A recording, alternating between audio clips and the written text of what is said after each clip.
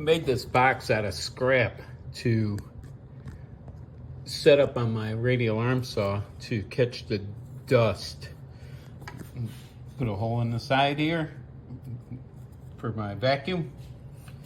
Put a hole in the bottom, and this clamp will come up. I'll put this piece here from the bottom, and it will clamp it to the frame. And it should work great for free.